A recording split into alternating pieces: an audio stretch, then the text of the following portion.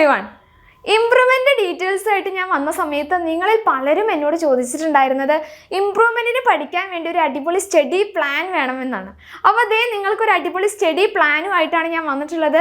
ഇനി study time table കിട്ടാണ്ട് നിങ്ങൾ ഇംപ്രൂവ്മെന്റ് പഠിക്കാതിരിക്കേണ്ട. സോ ഇന്നു മുതൽ നമുക്ക് ഇംപ്രൂവ്മെന്റിന് വേണ്ടി പഠിച്ചു തുടങ്ങാം.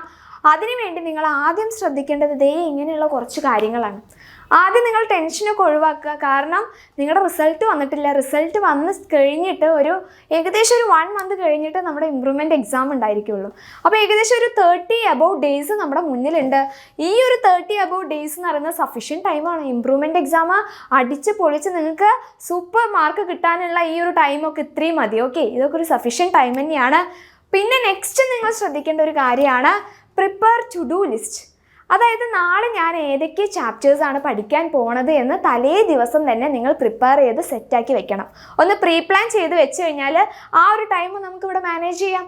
ഓക്കെ, അപ്പോൾ സെക്കൻഡ് എന്ന് പറയുന്നത് prepare to do list. Third one എന്ന് പറയുന്നത് ഇംപ്രൂവ്മെൻറ്റ് എക്സാം ആണ്. ഇനി ഞാൻ മെയിനായിട്ട് ഇംപ്രൂവ്മെൻറ്റ് എക്സാമിന് മാത്രം കോൺസെൻട്രേറ്റ് ചെയ്യാമെന്ന് വിചാരിക്കരുത്. കാരണം ഇംപ്രൂവ്മെൻറ്റ് എക്സാം കഴിഞ്ഞ് നമ്മൾ പഠിക്കേണ്ടത് +2 ആണ്. അപ്പോൾ ഈ +2ൽ ഒന്നും അറിയാത്തൊരവസ്ഥയിൽ ഇരിക്കരുത്, ഫുൾ എംപ്റ്റി ആയിട്ട് ഇരിക്കരുത്. അതുകൊണ്ട് നിങ്ങൾ +2 ക്ലാസ്സസും നമ്മുടെ ഇംപ്രൂവ്മെൻറ്റിന് പഠിക്കുന്നതിൻ്റെ കൂടെ തന്നെ കൊണ്ടുപോകണം. Don't skip +2 classes. +2 ക്ലാസ്സസ് ഒന്നും സ്കിപ്പ് ചെയ്യരുത്. നെക്സ്റ്റ് അപ്പോൾ നമുക്ക് എക്സ്ട്രാ ടൈം എങ്ങനെ ഉണ്ടാക്കാം, അതിനാണ് ടൈം ടേബിൾ ഇപ്പോൾ ഞാൻ പറഞ്ഞുതരാൻ പോകുന്നത്. ഓക്കെ, അപ്പോൾ എക്സ്ട്രാ ടൈം നമ്മളതിൽ ഒത്തിരി ഉണ്ട്. ആ ഒരു ഒത്തിരി ആയിട്ടുള്ള എക്സ്ട്രാ ടൈമിൽ നമ്മൾ ഇംപ്രൂവ്മെൻറ്റ് എക്സാം സൂപ്പറായിട്ട് പഠിക്കും. ഓക്കെ, നെക്സ്റ്റ് നല്ല മഴയൊക്കെയാണ്. അപ്പോൾ നമ്മളിങ്ങനെ പുതച്ച് മൂടി കിടക്കുന്നതൊക്കെ ഇന്ന് തന്നെ ഒഴിവാക്കിയിട്ട് ഇന്ന് മുതൽ ഇംപ്രൂവ്മെൻറ്റിന് നേരത്തെ എണീറ്റ് പഠിക്കാൻ തുടങ്ങുക. അവിടെ നമുക്ക് ടൈം മാനേജ് ചെയ്യാൻ പറ്റും. അപ്പോൾ ഏർലി മോർണിംഗിൽ നമ്മൾ എണീറ്റ് പഠിച്ചു കഴിഞ്ഞാൽ അവിടെ നമുക്ക് കൂടുതൽ സമയം കിട്ടുന്നുണ്ട്. ആ ഒരു കൂടുതൽ സമയത്തിൽ നമുക്ക് ഇംപ്രൂവ്മെൻറ്റ് എക്സാമിന് അടിപൊളിയായിട്ട് പഠിക്കാം. ലാസ്റ്റ് നിങ്ങൾ ശ്രദ്ധിക്കേണ്ടത് പ്രീവിയസ് ഇയർ ക്വസ്റ്റ്യൻ പേപ്പേഴ്സ് ഫുള്ളായിട്ടൊന്ന് അനലൈസ് ചെയ്യാം.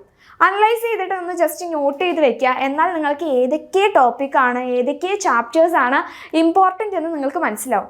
അപ്പോൾ നിങ്ങൾ ഈ ചറ പറ എന്ന് വലിച്ചു വാരി പഠിക്കുന്നതിനും കൂടുതൽ എന്തായിരിക്കും പ്രീവിയസ് ഇയർ ക്വസ്റ്റ്യൻ പേപ്പർ നോക്കിക്കഴിഞ്ഞാൽ നിങ്ങൾക്ക് ഇമ്പോർട്ടൻ്റ് ആയിട്ടുള്ള അല്ലെങ്കിൽ ഫോക്കസ്ഡ് ആയിട്ടുള്ള ഏരിയാസ് മാത്രം കിട്ടും. അപ്പോൾ അത് മാത്രം ഒന്ന് കൂടുതൽ സ്ട്രെസ് ചെയ്ത് പഠിച്ചു കഴിഞ്ഞാൽ ഇംപ്രൂവ്മെൻറ്റ് എക്സാമിന് അടിപൊളിയായിട്ടുള്ള മാർക്ക് നമുക്ക് സ്കോർ ചെയ്യാൻ പറ്റും. ഓക്കെ, അപ്പോൾ ഇത്രയും കാര്യങ്ങൾ നിങ്ങൾ ആദ്യം ശ്രദ്ധിക്കണം. പിന്നെ നമുക്കറിയാം നമ്മുടെ ഇംപ്രൂവ്മെൻറ്റ് എക്സാം എന്ന് പറയുന്നത് 3 സബ്ജക്റ്റ് നമുക്ക് മാക്സിമം ഇമ്പ്രൂവ് ചെയ്യാൻ പറ്റുള്ളൂ. അപ്പോൾ 3 ചെയ്യാത്ത ആൾക്കാരുണ്ടായിരിക്കും. ഒരു സബ്ജക്റ്റ് മാത്രം ഇമ്പ്രൂവ് ചെയ്യുന്ന കുട്ടികൾക്കുള്ള ടൈം ടേബിളാണിത്. ആദ്യം എല്ലാവരും ചെയ്തിരിക്കേണ്ട കാര്യം എന്ന് പറയുന്നത് ടു ഡു ലിസ്റ്റ് ഉണ്ടാക്കി വെക്കണം.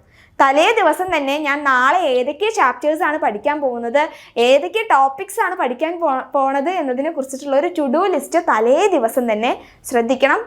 ആ ദിവസമല്ല, തലേ ദിവസം തന്നെ നിങ്ങൾ ഉണ്ടാക്കി വെക്കണം. Okay, prepare to do list. അതിനുശേഷം നിങ്ങൾ ഏകദേശം ഒരു 5 മണിക്ക് എണീക്കുക. 5 മണിക്ക് എണീറ്റ് ബ്രഷൊക്കെ ചെയ്ത് ഒരു ഗ്ലാസ് വെള്ളമൊക്കെ കുടിച്ച് ഉഷാറായിട്ട് ഇരുന്ന് ഒരു 5:30 മുതൽ 7:30 വരെ നിങ്ങളുടെ ഇംപ്രൂവ്മെൻറ്റിന് വേണ്ടി പ്രിപ്പയർ ചെയ്യുക. നിങ്ങൾക്ക് ആകെ ഒരു സബ്ജക്റ്റ് മാത്രമേ ഇമ്പ്രൂവ് ചെയ്യാനുള്ളൂ. 30 ദിവസം ഉണ്ട് റിവിഷൻ ചെയ്യാൻ, previous year question papers analyse ചെയ്യാം. ഫുൾ മാർക്ക് നിങ്ങൾക്ക് ഇമ്പ്രൂവ്മെൻറ്റിൽ നിങ്ങൾക്ക് കിട്ടാനുള്ള അത്രയും ടൈം നിങ്ങളുടെ മുന്നിൽ ഇങ്ങനെ കിടക്കുകയാണ്. ഓക്കെ, അപ്പോൾ ഒരു 5:30 മുതൽ 7:30 വരെ നിങ്ങൾ ഇമ്പ്രൂവ്മെൻറ്റിന് വേണ്ടിയിട്ട് മനസ്സിരുത്തി പഠിക്കുക. ഓക്കെ, അപ്പോൾ അത് കഴിഞ്ഞ് കഴിഞ്ഞാൽ നിങ്ങൾക്ക് പിന്നെ സ്കൂളിലേക്ക് പോകേണ്ട ടൈം ആവും. അപ്പോൾ അതൊക്കെ റെഡിയായി നിങ്ങൾ സ്കൂളിലൊക്കെ പോയി ഏകദേശം ഒരു 5 മണിക്കൊക്കെ വീട്ടിലെത്തിക്കഴിഞ്ഞാൽ ഒന്ന് ഫ്രഷൊക്കെ ആയി കഴിഞ്ഞിട്ട് ഒരു 6 മണി മുതൽ 7 മണി വരെ നിങ്ങൾ എന്ത് ചെയ്യുക, +2ന് വേണ്ടിയിട്ട് പ്രിപ്പയർ ചെയ്യണം. അതായത് +2ൽ അന്ന് എന്തൊക്കെ എടുത്തു, ഇനി നിങ്ങൾക്ക് റെക്കോർഡ് വർക്ക് ഉണ്ടെങ്കിൽ അത് ചെയ്യാം, നോട്ട്സ് എഴുതാനുണ്ടെങ്കിൽ നോട്ട്സ് എഴുതാം. നിങ്ങളുടെ +2ൽ എന്തൊക്കെ എടുത്തിട്ടുള്ളത് ആ കാര്യങ്ങൾ നിങ്ങൾ ഒരു 6 മണി മുതൽ 7 മണി വരെ ചെയ്യാം. അങ്ങനെ ഒരു 7 മണി കഴിഞ്ഞ് കഴിഞ്ഞാൽ നിങ്ങളുടെ റെസ്റ്റ് ടൈമാണ്. ഒരു 7 മണി മുതൽ 7:30 വരെ നിങ്ങൾ റെസ്റ്റ് എടുത്തോ. കുറച്ച് ഫ്രീ ആയിട്ട് പാരൻസുമായിട്ട് സംസാരിക്കുക, കുറച്ചേരം വേണമെങ്കിൽ TV കാണാം, അല്ലെങ്കിൽ ഫ്രണ്ട്സിൻ്റെ കൂടെ ചില്ലടിക്കാം. അതൊക്കെയാണ് നിങ്ങളുടെ ഈ ഒരു അരമണിക്കൂറിൽ വരുന്നത്.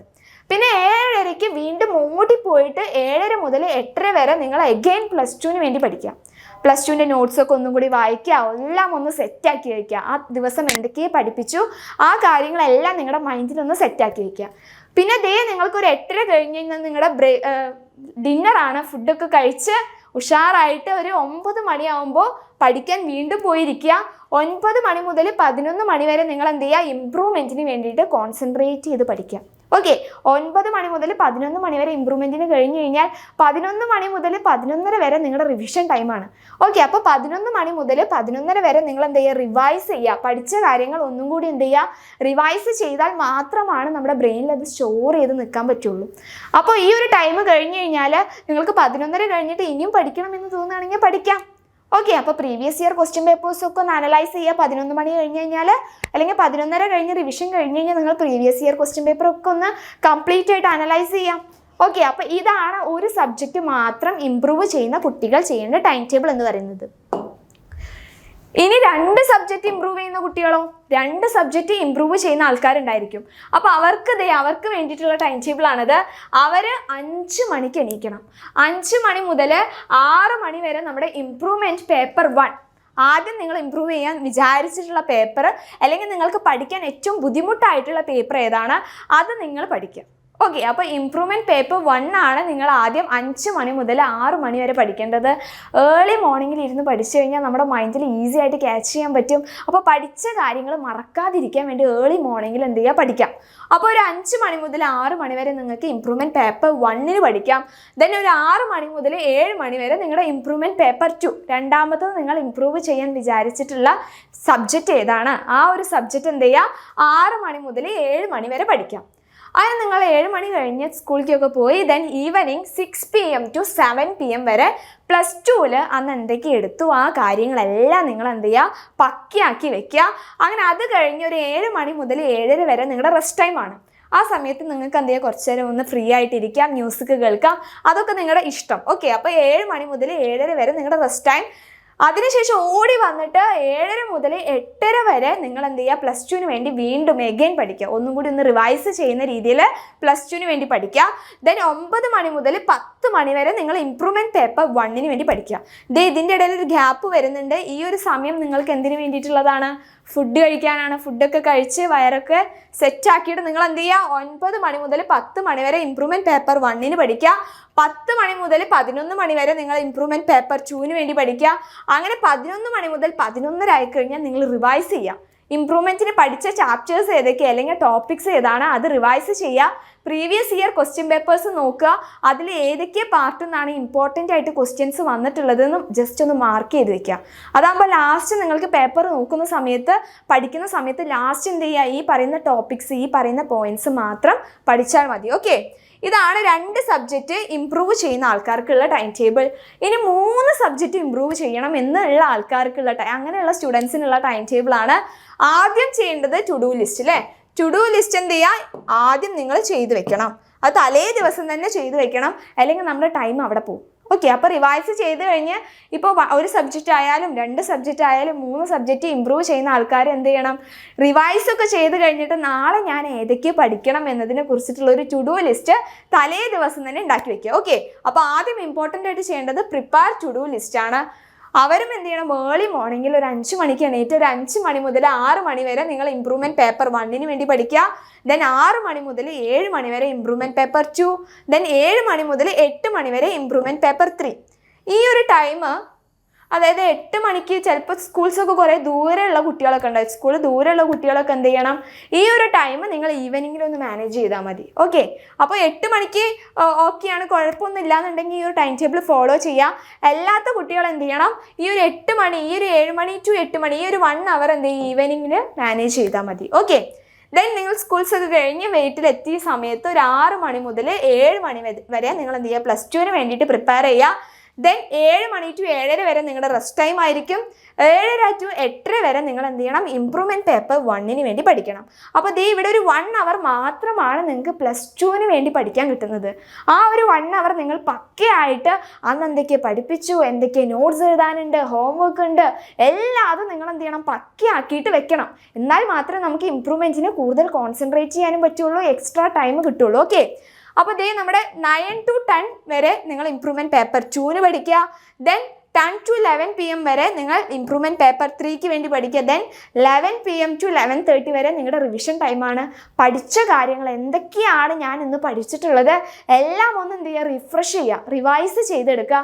റിവിഷൻ ഇമ്പോർട്ടൻ്റ് ആണ്. അല്ലെങ്കിൽ നിങ്ങൾ വെറുതെ ചറ പറ എന്ന് പഠിച്ചു കഴിഞ്ഞാൽ നമ്മുടെ ബ്രെയിൻ എല്ലാതും കൂടി താങ്ങാനുള്ള ഒരു കരുത്തുണ്ടായിരിക്കില്ല.